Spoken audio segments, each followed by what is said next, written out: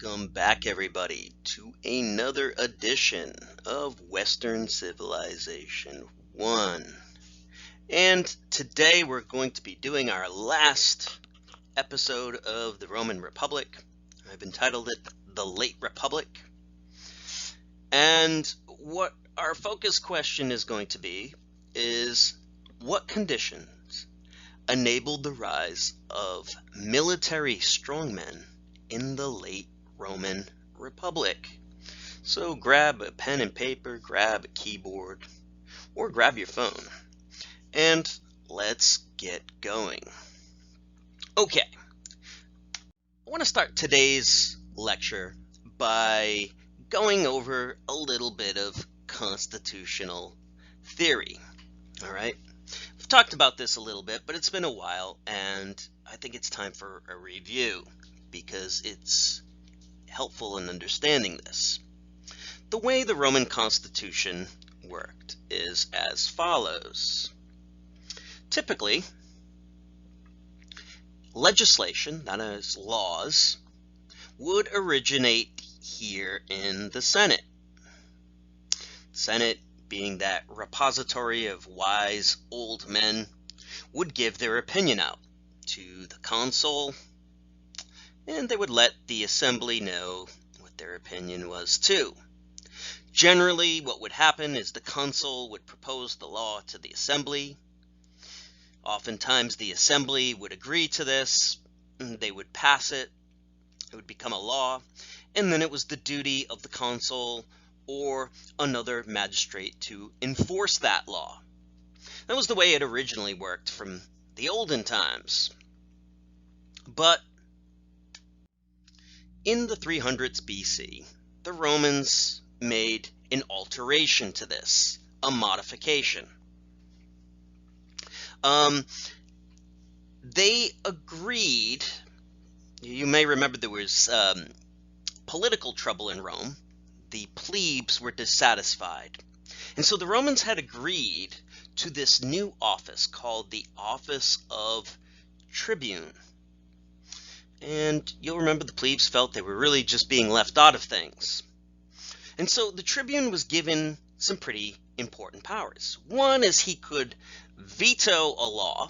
So if the consul and the Senate had proposed a law and they felt that it was a bad law for the plebes, they could veto it. And so that was a powerful tool. But they could also propose a law to their own assembly, the assembly of the plebes, kind of like a consul does, but this would be the tribune, the representative of the plebes, could bring this law to the assembly, and if it passed, it would become law. And then other magistrates would have to enforce it.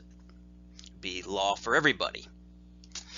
And so this was a potentially revolutionary tool. It gave the plebes a lot of power. But as I mentioned in our last lecture, tribunes, for the most part, in the 3rd century, weren't particularly revolutionary. Many of them wanted to be part of the old boys club, and so they tended not to use this for revolutionary purposes. But we're going to see that's about to change. Now, one of the issues that was really driving things in the 2nd century BC was land. Public land. You may recall I said when the Romans would conquer a new territory, that territory would have to give the Romans a chunk of land. And the Romans would then be free to do what they wanted with it. Sometimes they would settle plebes on it, sometimes they would sell it, whatever they wanted to do, it was their land.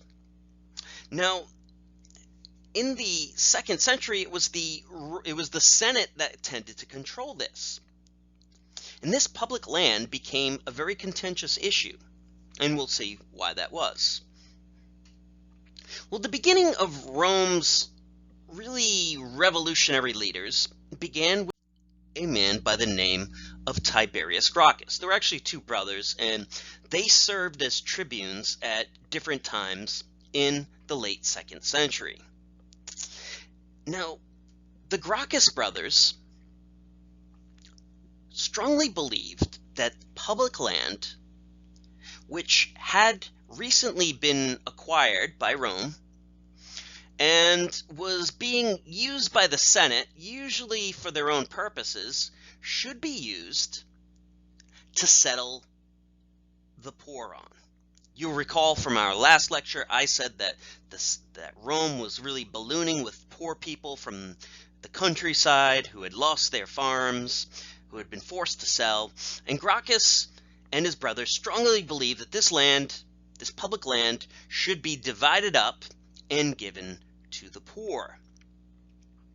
Well, Gracchus noted that a lot of this land already had people on it. The Senate had either sold it or given it to their friends, and Gracchus wanted to have these people, they was going to take all their land, but he wanted to limit the amount of land that they could have so that the poor could have the rest. Now, of course, the Senate did not like Gracchus going above their heads. The Senate was at this point really convinced that it was the one that was firmly in control. But as we saw, the Senate really didn't have all that much power. They could offer opinions, and Gracchus was well within his right to propose this. And so Gracchus proposed his land reform directly to the people.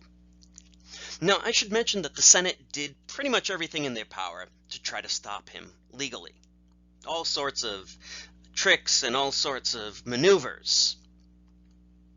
But Gracchus was able to overcome these. He went directly to the people, the assembly of the plebes, and he had a land reform bill passed. Well, this really angered the Senate. And what really angered them was that Gracchus made indications that he was planning on running again for another term, which was something that the Senate really didn't like. Traditionally, magistrates, tribunes included, would step aside after 1 year in office. But Gracchus was so powerful and so popular with the people that the people demanded that he run again, and Gracchus did. Well, the Senate did not like this, and in the course of the late 2nd century, both Gracchus brothers met violent ends at the hands of supporters of the Senate. Now, don't forget you may say, well, didn't they have the people behind them? Well, the Senate also has a lot of people behind them. They have a very big client base, and these clients of the Senate violently put down and violently stopped the Gracchus brothers, killing both of them in the late 2nd century. And so seemingly this issue of land reform died with them, but as we'll see, it wasn't quite over yet. In the late 2nd century, around the year 100, Rome began to face simultaneous threats. From the south, North African tribes called the Numidians began to attack Roman possessions in Africa, while from the north, Germanic barbarians began to bear down on Roman holdings in northern Italy. And it became a very dangerous time. And it was against this backdrop that a man by the name of Gaius Marius ran for consul. Now, Marius was what the Romans called a novo homo, or a new man. He was a person who didn't come from a very long, prestigious family background. He was a newcomer to politics. And Rome was there was definitely a pecking order. And many senators didn't like the fact that this young upstart was trying to run for office. But because of his military career, Marius was very popular with the people. And so he ran for consul as someone who would put an end to some of the corruption in the Senate, and someone who was capable of dealing with Rome's enemies. And because he was so popular, he was able to win. Now, the Senate had ways of dealing with people who they didn't like, and generally you'd get an assignment off in some backwater and be forgotten about. But because Marius was friendly with many of the tribunes, he was able to override the Senate and have himself sent directly to North Africa, again thwarting the will of the Senate. Now, Marius is probably most famous, well, he's famous for a lot of things, but one of his biggest contributions to Rome was to revise the military. As I mentioned, in general, the Roman military had been a military where you would get drafted and you would be forced to serve. Each spring when a consul would take office, they would round up the men that they wanted in their army, and you'd be off to war, and generally without pay. Marius changed this system, and he did this by calling for volunteers. Didn't recruit, but he called for volunteers. And in a sense, what his promise was is that if you fought for him, you would get pay. Of course, you'd get plunder, which all Roman armies got if they were victorious, and he would get you land at the end of it. And Marius found a big following among the very poor of Rome and among the disenfranchised. These people who were suffering greatly saw this as an opportunity to get pay, to get plunder, to get land. And so Marius was becoming a type of military patron. These people would be his clients, and they would be expected to be loyal to him. And we're going to see that this is going to be the new model, where the troops become very, very loyal to their commander. And as we're going to see, commanders start to serve for longer and longer periods of time, and so troops develop this incredible loyalty to their commander. Many of these people who joined Marius's armies weren't particularly political. They didn't care about politics. They were disenfranchised anyways. And so this proved to be a pretty new and important development in Rome, the rise of an army that was loyal to its leader rather than to Rome. Well, Marius trained these troops and whipped them into shape, and they were victorious. First, they were able to defeat the North Africans, and then Marius went north and fought the Germans. Now, an important development was that Marius, in order to accomplish all this, had to run for consul for 6 times throughout his career. 5 of these times, while he was fighting the Germans, were done consecutively, and so he held multiple consulships, which was something that the Senate definitely didn't like. For one, it was a competitive environment. The idea was everybody should get a turn. 2, they saw it, and probably rightly so, as kind of dangerous to have one person in control of that many troops for that long. But Marius was so popular, and he was such a good leader, that the people kept electing him time and time again. And so, at the end of 100 BC, Marius was on his 6th consulship. The North Africans were defeated, the Germans were defeated, and Marius got his triumph. He was victorious and the toast of the town. Now, he had made a lot of promises to a lot of soldiers that they were going to get land at the end of this. Unfortunately, the Senate, they had never agreed to any of it, and so they were not keen on getting Marius his land for his veterans at the end. So Marius had to resort to a tribune. Now, as I mentioned, the Senate had backers too. they had popular elements in Rome too, and they had whipped many of these popular elements into a frenzy to oppose Marius. But the tribune and Marius arranged so that Marius's soldiers, his veterans, would be there and keep hostile people away. In other words, stand in the way so that voters who were anti-Marius would stand in the way, and they wouldn't be able to get to the polls that day. And with Marius's military support, the crowd was pretty friendly, and the measures passed, and the veterans got their land. A pretty unusual sort of event, you would say, and maybe not terribly democratic either.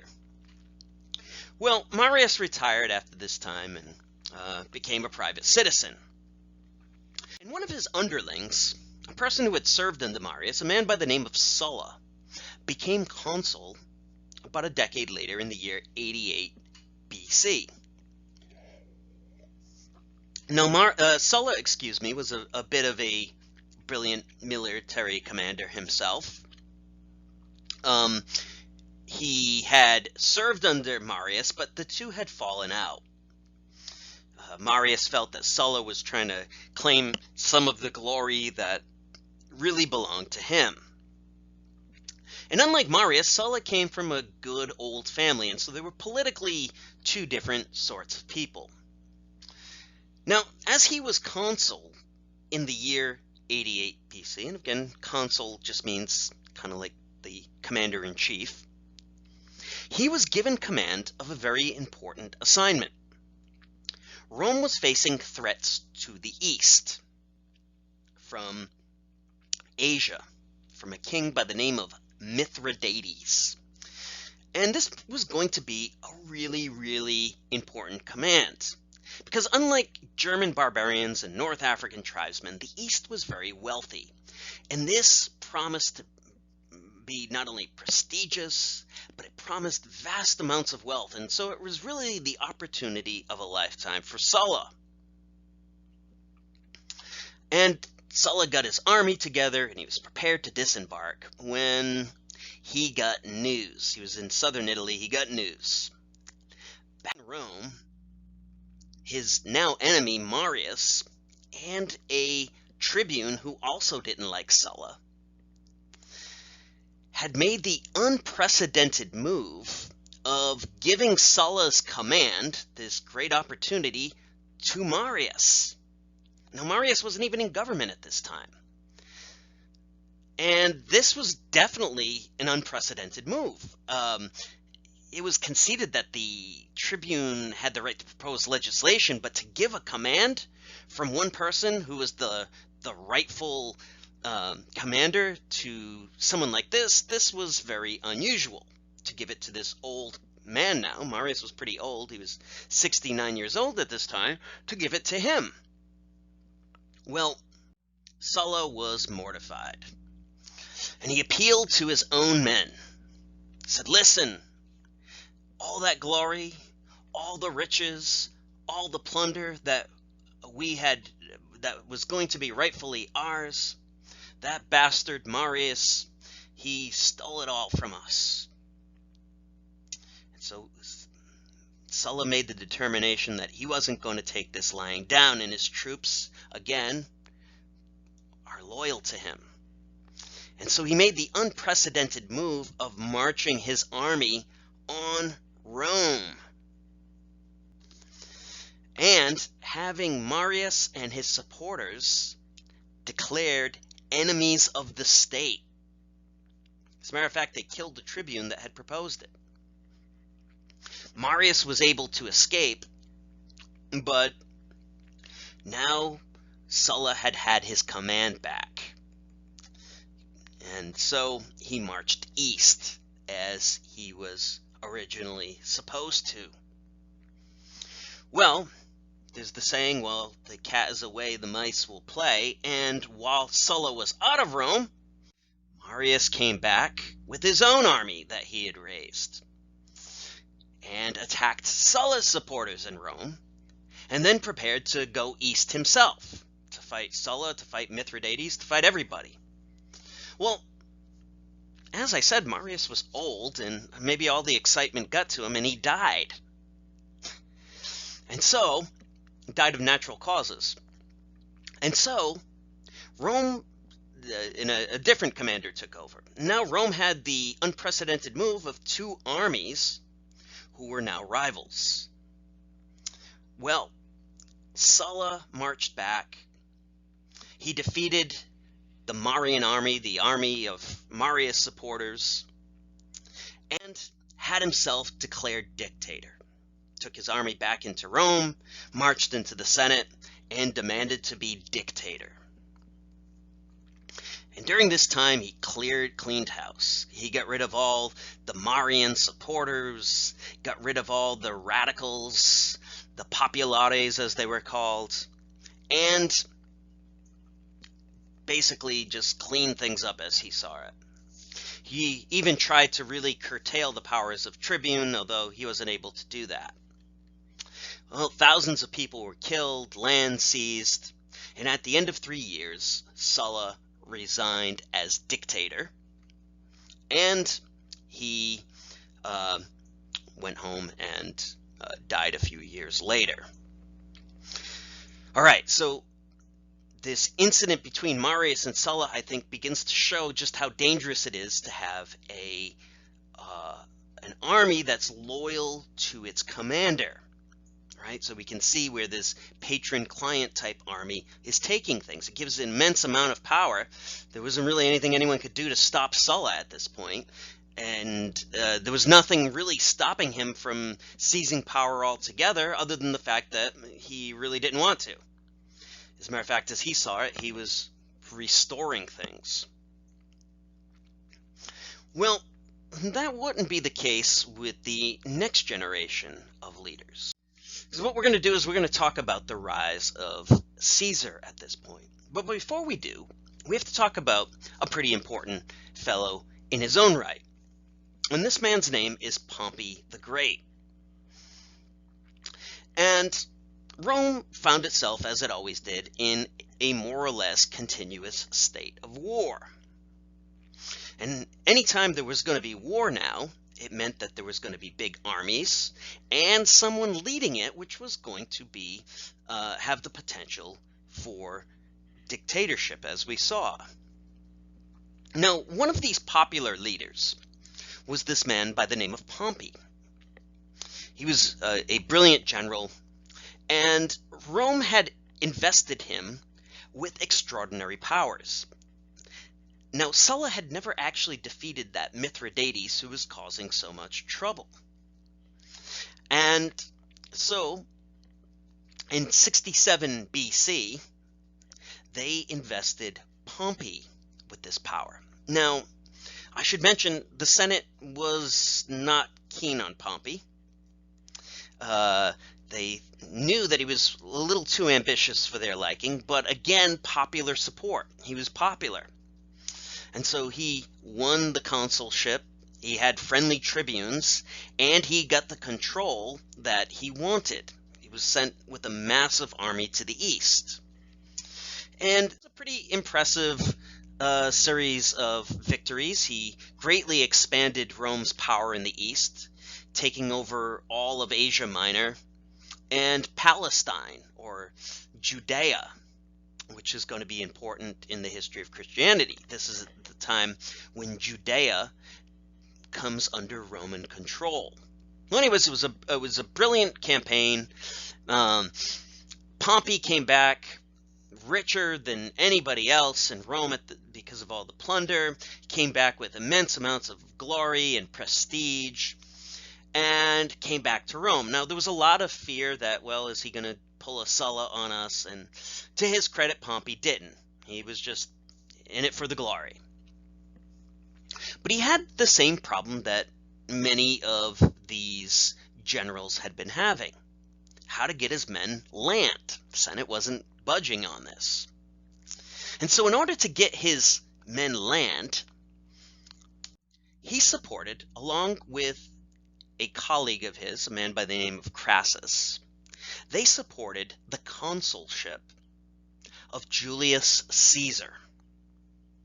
Now, Caesar had came from a good old-fashioned family, but he didn't really have money. As a matter of fact, he was in debt, and he needed the support of these two wealthy backers, Crassus, who was wealthy, and Pompey, in order to get into power.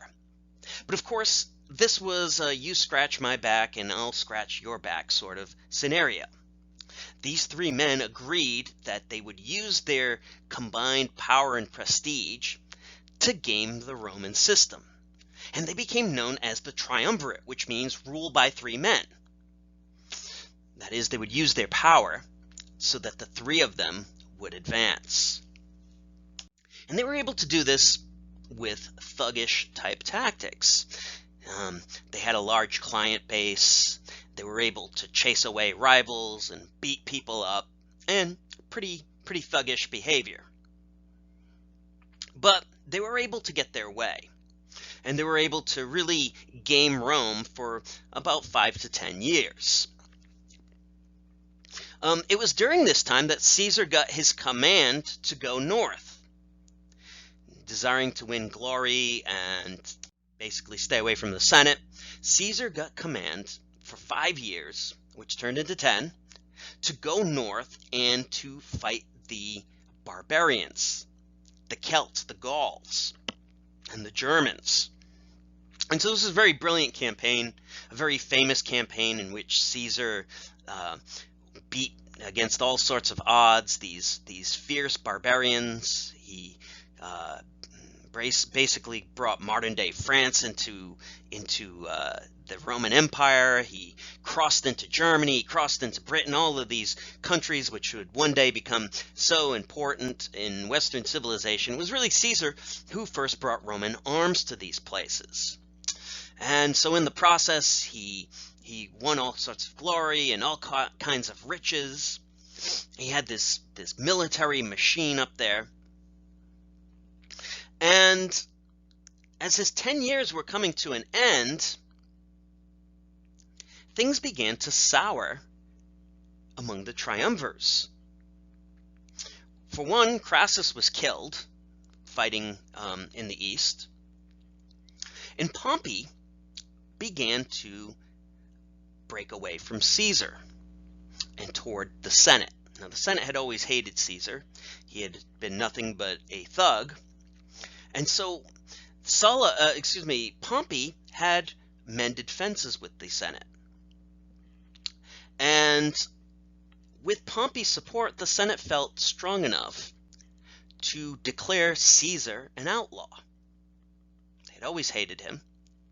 And tell them that he needed to come down to Rome to face charges. Well, Caesar wasn't about to do this.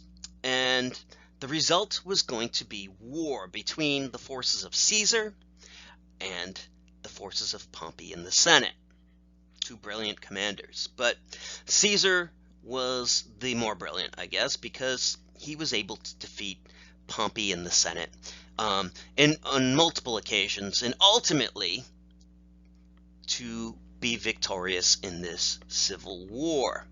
Defeating his enemies, Pompey was killed, and Caesar was declared dictator. First dictator for a limited term, and then eventually dictator for life. And many of the senators had been killed in battle. Caesar didn't really take vengeance on many people, but many senators had fallen in battle already, and so Caesar replaced these with his supporters.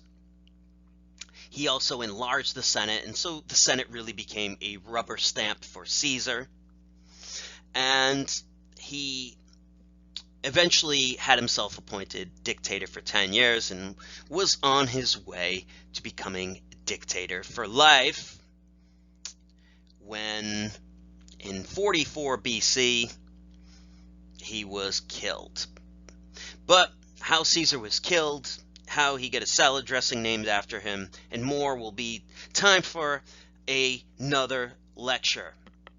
But for right now, what I'd like you to do, excuse me, is to think about this focus question. What conditions enabled the rise of military strongmen in the late Roman Republic?